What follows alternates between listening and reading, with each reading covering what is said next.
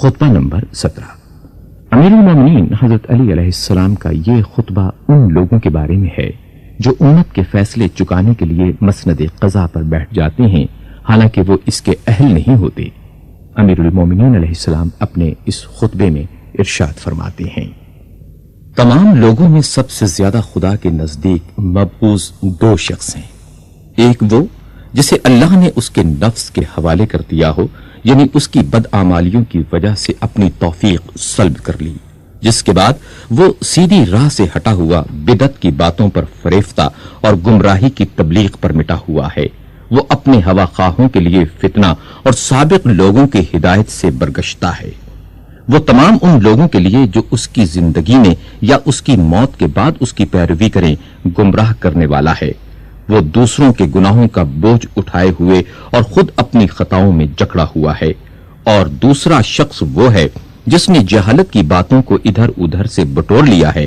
وہ امت کے جاہل افراد میں دوڑ دھوپ کرتا ہے اور فتنے کی تاریکیوں میں غافل و مدہوش پڑا رہتا ہے، اور امن و آشتی کے فائدوں سے آنکھ بند کر لیتا ہے۔ چند انسانی شکل و صورت سے ملتے جلتے ہوئے لوگوں نے اسے عالم کا لقب دے رکھا ہے، حالانکہ وہ عالم نہیں۔ وہ ایسی بے سود باتوں کو سمیٹنے کے لیے منہ اندھیرے نکل پڑتا ہے جن کا نہ ہونا ہونے سے بہتر ہے، یہاں تک کہ جب وہ اس گندے پانی سے سیراب ہو لیتا ہے اور لا یعنی باتوں کو جمع کر لیتا ہے تو لوگوں میں قاضی بن کر بیٹھ جاتا ہے اور دوسروں پر مشتبہ رہنے والے مسائل کے حل کرنے کا ذمہ لے لیتا ہے۔ اگر کوئی الجھا ہوا مسئلہ اس کے سامنے پیش ہوتا ہے تو اپنی رائے سے اس کے لیے بھرتی کی فرسودہ دلیلیں مہیا کر لیتا ہے اور پھر اس پر یقین بھی کر لیتا ہے۔ اس طرح وہ شبہات کے الجھاؤ میں پھنسا ہوا ہے، جس طرح لکڑی خود اپنے ہی جالے کے اندر۔ وہ خود یہ نہیں جانتا کہ اس نے صحیح حکم دیا ہے یا غلط۔ اگر صحیح بات کہیں بھی ہو تو اسے یہ اندیشہ ہوتا ہے کہیں غلط نہ ہو، اور غلط جواب ہو تو اسے یہ توقع رہتی ہے کہ شاید یہی صحیح ہو۔ وہ جہالتوں میں بھٹکنے والا جاہل اور اپنی نظر کے دھندلےپن کے ساتھ تاریکیوں میں بھٹکنے والی سواریوں پر سوار ہے۔ نہ اس نے حقیقت علم کو پرکھا، نہ اس کی تہ تک پہنچا۔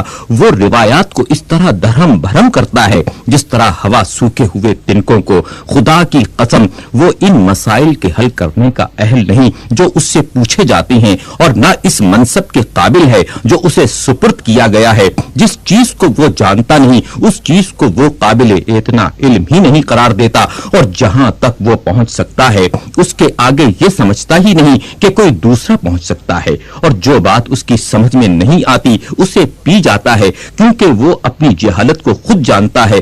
نا حق بہائے ہوئے خون اس کے ناروا فیصلوں کی وجہ سے چیخ رہے ہیں، اور غیر مستحق افراد کو پہنچی ہوئی میراثیں چلا رہی ہیں۔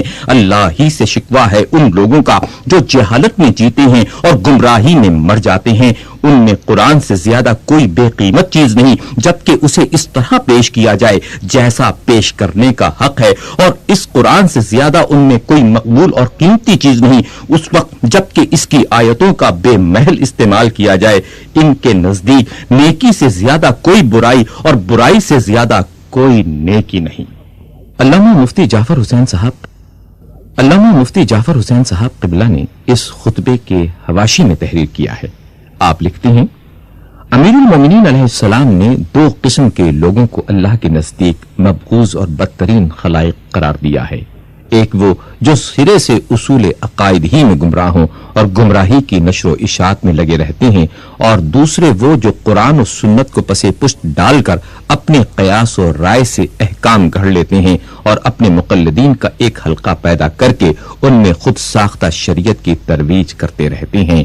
ایسے لوگوں کی گمراہی و کجروی صرف ان کی ذات تک محدود نہیں رہتی، بلکہ ان کی ضلالت کا بویا ہوا بیج برگوبار لاتا ہے اور ایک تناور شجر کی صورت اختیار کر کے گمراہوں کو ہمیشہ اپنے سائے میں پناہ دیتا رہتا ہے، اور یہ گمراہی بڑھتی ہی رہتی ہے۔ اور چونکہ اس گمراہی کے اصل بانی یہی لوگ ہوتے ہیں، اس لیے دوسروں کی گمراہی کا بوجھ بھی انہی کے سر لادا جائے گا۔ نہج البلاغہ۔